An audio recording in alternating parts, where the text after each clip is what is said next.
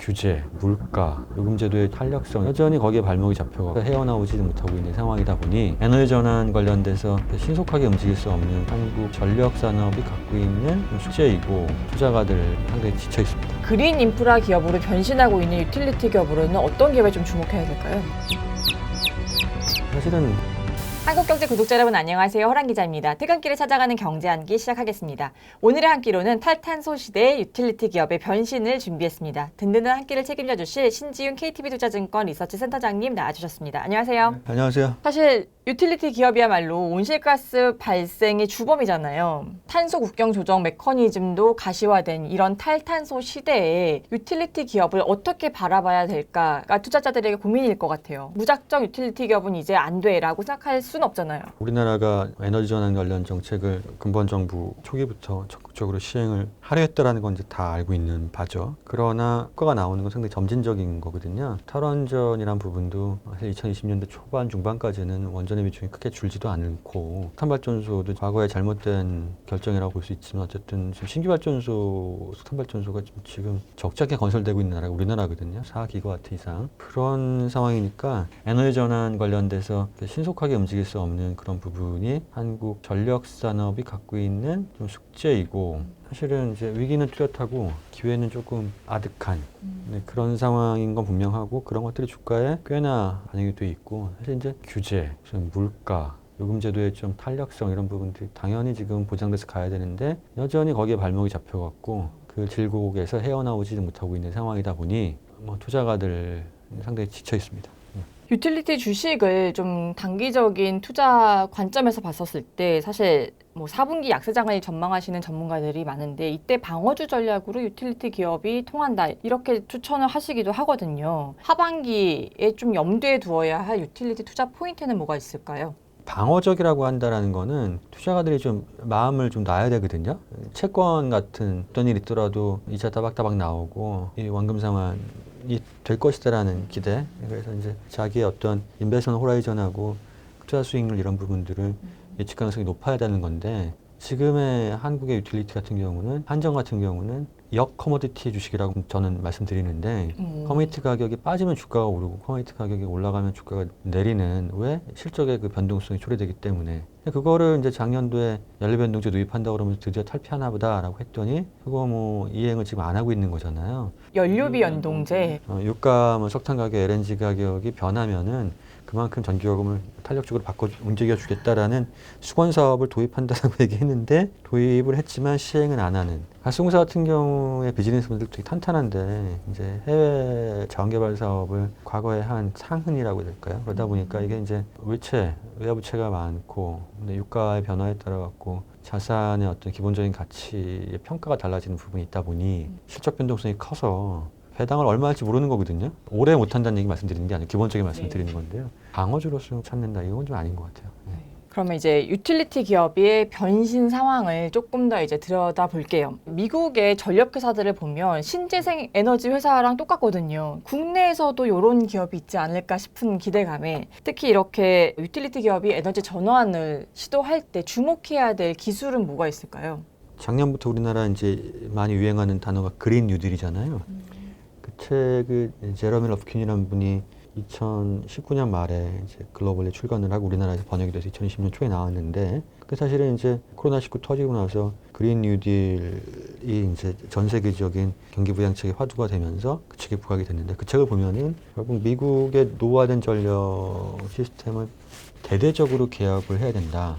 강전이라는 부분이 있는데 강전이라는 부분은 이제 소위 말해서 전력을 고압 전력망 이런 걸 통해서 아주 안정적으로 대용량의 전력을 빠르게 공급을 할 수 있는 부분들 이런 부분에 대한 변화도 필요한 것이고 또 하나는 아주 소프트한 부분들 즉 분산전원이라든지 분산전원이라는 건 결국 따로 가는 게 아니죠. 재생에너지의 발전원을 그리드에 어떻게 수용을 할 것이냐 이 문제 이런 그리고 에너지 민주화 관련된 얘기들 이런 것들이 대대적인 변화가 필요하다는 거고요. 그런 상황에서 한국의 민간 기업들도 미국에서 비즈니스 기회를 줄 수 있는 회사가 있다.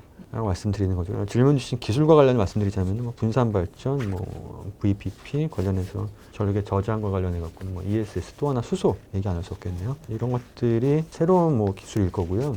아까 말씀드린 강전과 관련해 갖고 기존의 고압 전력망 관련한 회사들, 인프라 전반에 관련된 회사들이 걸릴 수 있다고 봐요. 사실 분산 발전이라는 개념은 생산자가 일방적으로 전력을 공급하고 소비자는 그냥 쓰기만 하는 이런 게 아니라 각각의 소비자들이 신재생 에너지, 태양광을 이용해서 전력을 생산하면 이거를 뭐 팔 수도 있고 이런 개념인 건가요? 예, 그 개념을 포함하는데요. 수직적으로 연결된 전력망이라는 부분은 중앙에서 이제 전력을 팍 쏘면은 전압을 낮춰가면서 송전, 배전해서 이제 판매를 지나서 소비자한테 이어지는 건데, 지금 이게 이제 분산 전원이라는 거는 지역마다 그런 전력망을 분산해서 작게 가져간다라는 거죠. 분산 전원으로 넘어와서 아주 대규모 원자력 발전소, 뭐 석탄 발전소 500메가와트 이상의 LNG 발전소 이런 게 아니라 소규모 LNG 발전소 혹은 소규모 태양광 발전소를 중심으로 그 인근의 지역에 전력을 공급한다. 이제 이런 개념. 그리고 태양광 같은 경우는 뭐 전력을 이제 소비만 하는 게 아니라 가정에다 태양광 패널을 설치하거나 뭐 동네 커뮤니티 조합에서 태양광 발전단지를 소규모로 만들 수도 있잖아요. 그러면 우리가 소비만 하는 게 아니라 생산된 전기를 일부 우리 쓰는 거 외에 일부는 외부에 판다. 이런 개념도 들어갈 수 있겠죠. 분산 발전은 그런 개념이고 ESS라는 거는 에너지 저장 장치, 에너지 스토리지 시스템 요거인 거잖아요. 사실은 이번 텍사스 한파 때 미국에서 공장 조업이 다 중단되는 사태가 벌어졌는데 테슬라 ESS를 사용하고 있는 공장에서는 정전이 없었다 이러면서 사실 주목을 받기도 했어요. 국내에서도 ESS를 잘하는 기업들이 있잖아요. 그렇죠. 뭐 대표적인 게 삼성 SDI라든지 LG화학, LG, 이제 엔솔 뭐 이렇게 우리가 얘기를 하는데 ESS는 우리나라에서 화재 사고 이런 것 때문에 좀 문제가 있는 상황이잖아요. 근데 이제 이거는 에너지 스토리지 시스템이란 말이에요. 배터리로 할 것이냐, 뭐 아니면 수소로 할 것이냐. 결과적으로는 이게 이제 앞으로 커질 수밖에 없다. 왜? 재생에너지의 숙명적인 아킬레스건은 간헐성이에요. 근데 태양광이나 풍력을 우리가 원하는 시간 지속적으로 이렇게 발전할 수 있는 게 아니라 변동성이 불가피하고 그 변동성 있는 발전원을 전력망에 수용하려면은 전력망이 상당히 필요해지거든요. 그래서 이 변동성을 낮춰주는 측면에서 전력의 저장과 관련된 시스템이 필요하고 그게 이제 배터리 혹은 수소 이렇게 이해될 것 같습니다. 가상화폐만 있는 게 아니라 가상 발전소도 있는 거예요? 우리나라도 KPX라는 거래소가 있고 거기에 이제 상당히 많은 대부분의 발전소들이 전력을 이제 입찰을 하면은 한전이 그거를 싼 것부터 사서 이렇게 이제 이런 시스템인데 분산 전원이 이제 확대가 되고 에너지 프로슈머들이 소비와 이제 생산을 같이 하는 주체들이 생겨나면은 그러면 이제 전력을 거래하는 데 있어서 또 탈중앙화, 이것도 되게 중요한 용어 같아요. 탈중앙화라는 측면에서 VPP가 필요한데 뭐 이제 플랫폼이 있죠. 전력을 필요한 사람과 남는 사람을 연결시켜주고 그걸 거래를 시켜야 될 것이고 사실 그거보다 더 높은 가치는 안정적으로 전력망을 유지해야겠죠. 그래서 파워 프로듀서라고 되어 있는데요. 전력망의 유지와 관련된 쪽은 기존의 송배전, 특히 배전이라든지 낮은 단계에서 전압 체계 유지했을 때 하는 거니까 조금 더 이제 진화되면 될 것 같고 다만 분산 전원, 그다음에 중요한 거는 제도적으로 전력을 상업할 수 있어야 되는데 한국에서는 지금 그게 배전 분할, 판매 분할이 예전부터 얘기는 했지만 전혀 안 되고 있기 때문에 그렇죠. 한국전력이 다 독점하고 있는 상황인 거잖아요. 뭐 제도적으로는 조금 풀려 있긴 합니다만 실질적으로는 뭐 독점이라고 봐도 무방한 거죠. 예. 그럼 해외에서는 이 가상 발전소 VPP라는 게 실제 네. 상용화, 현실화되고 있는 건가요? 아, 그럼요. 한국에서도 사실은 없는 건 아니고요. 이제 솔루션을 제공하는 회사로서 비상장 회사들이 몇 군데 있어요. 뭐 해줌, 솔라커넥트 이런 회사들이 그런 이제 VPP라든지 에너지 전반의 그 시스템 쪽에 솔루션을 제공하는 회사들로 있고 성장하고 있고요. 글로벌하게 보면은 쉘이라는 SHELL이라는 오일 메이저가 있지 않습니까? 이제 오일 메이저가 최근에 전 세계 최대의 VPP 업체인 넥스트 크라프트워크라는 회사를 독일 회사를 인수를 했어요. 야, 오일 메이저가 왜 가상발전소 운영하는 회사를 인수를 했을까? 이게 지금 글로벌한 단면인 거죠. 오일 메이저들이 처한 위기라는 거는 사업부의 전환이 필요한 거고, 중에서 가장 좀 선두에 나서 있는 부분이 이런 전력 산업에서 탈중앙화의 가치를 실질적으로 모니터리즈하고 있는 이런 회사들인데, 이런 회사 인수한다는 거죠. 하나솔루션도 이 VPP 가상발전소의 운영을 좀 하려고 한다 이렇게 보고서를 쓰시기도 했는데요.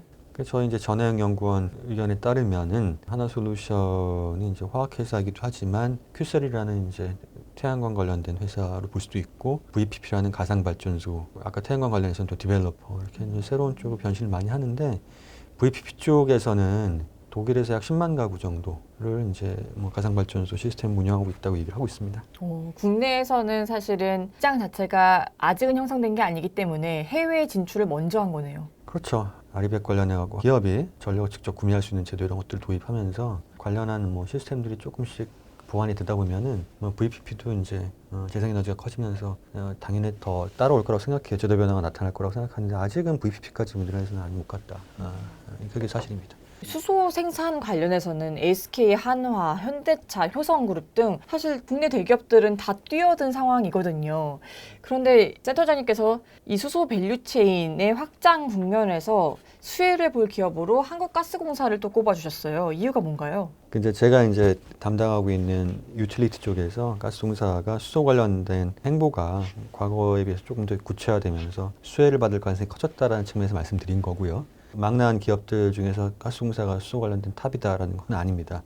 이제 수소 같은 경우는 전체 밸류체인 생산부터 뭐 유통, 저장, 소비 단계까지 봤을 때 맨 마지막 때는 연료전지 발전과 자동차가 있는 거 아니겠어요? 그래서 두산과 현대차가 있는 거고 중간 단계에 뭐 효성이라든지 여러 이제 중견 대형 기업들이 있는 건데 저희는 상대적으로 유통 저장 쪽에서 좀 가능성이 좀 높지 않겠냐. 그래서 효성 관련 기업들도 주목해서 보고 있고. 효성이 액화수소 사업을 액화 저장 관련된 부분이라든지 많이 하죠. 예. 그다음에 유통과 관련해서 충전소 관련된 비즈니스 이런 쪽에서도 뭐 주가가 이미 반응을 많이 하고 있는 거고요. 생산 단계에서는 사실은 이제 궁극적으로 재생에너지 기반의 그린 수소로 가야 되는 거고 지금 철강화학 기업들이 얘기하고 있는 부분은 부생수소 결국은 이제 현재 그들의 생산 공장에서 발생하는 수소를 활용하겠다라는 거 혹은 가스를 활용해 갖고 뭐 수소를 추출하는 방식들 그런 방식이거든요. 이 부분은 지속 가능한 부분이 아닐 거고요. 그러다 보면 우리나라는 수소를 수입하는 형태가 될 가능성이 큰데 수입과 관련해 갖고 보면은 뭐 가스공사 역할이라든지 수입할 때 액화 저장에서 올 때 결국은 이제 자금력이 있는 대구로 밸류체인을 연결되어 있는 회사들 이런 회사들이 관심을 가져야겠죠.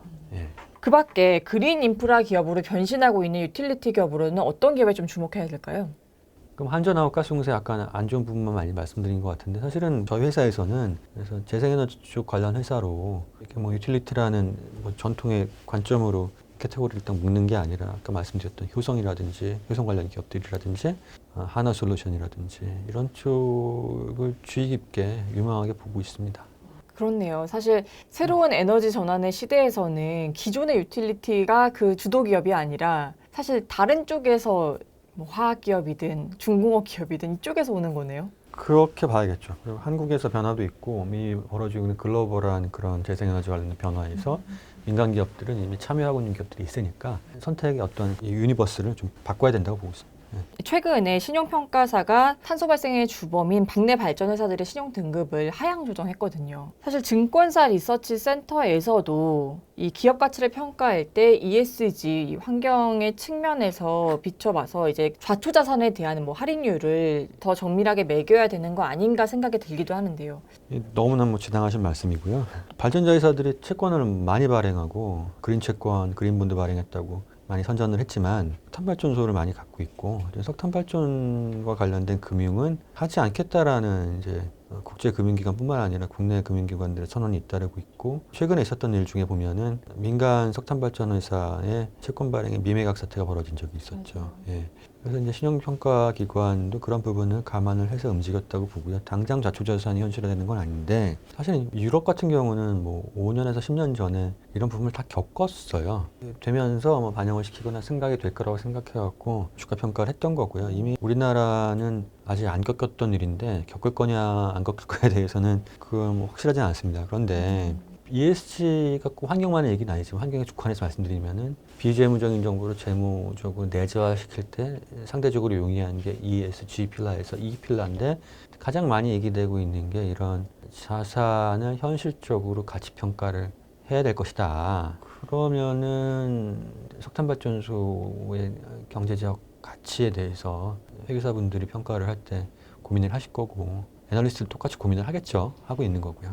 이미 재무제표상에서부터 좌초 자산에 대한 감가상각이 이루어져야 되고 그걸 기반으로 애널리스트의 기업 가치 평가도 이루어질 수밖에 없다. 이렇게 얘기하시는 건가요? 이게 뭐 그냥 보여져 있는 재무제표뿐만 아니라 미래를 예측할 탐에 있어서 어떤 제도 변화가 있을 것인지도 보수적으로 가야 되는 거잖아요. 그런 부분을 생각해 보면은 좌초자산이라고만 꼭 볼 게 아니라 자산의 진실된 면, 그 가치를 봐야 되는 거니까 그런 흐름에서 저희가 보는 시각이나 신용평가를 하시는 분의 시각이나 실제로 재무제표 작성 및 그 감사를 하시는 분들의 시각이 그렇게 다르진 않을 것이다. 그렇게 말씀드리는 거죠. 그리고 이제 그런 회계제도의 변화를 한국에서 주도한다기보다는 글로벌한 흐름인데 정해지면 따라야 된다. IFRS처럼. 그렇게 생각하고 있는 거죠. 지금까지 새로운 에너지 전환 시대의 그린 인프라 기업들을 살펴봤습니다. 나와주신 신지윤 KTB 투자증권 리서치 센터장님 감사드립니다. 감사합니다. 구독자님 든든한 한 끼 되셨나요? 저는 내일 퇴근길 맛있는 한 끼로 찾아오겠습니다. 감사합니다.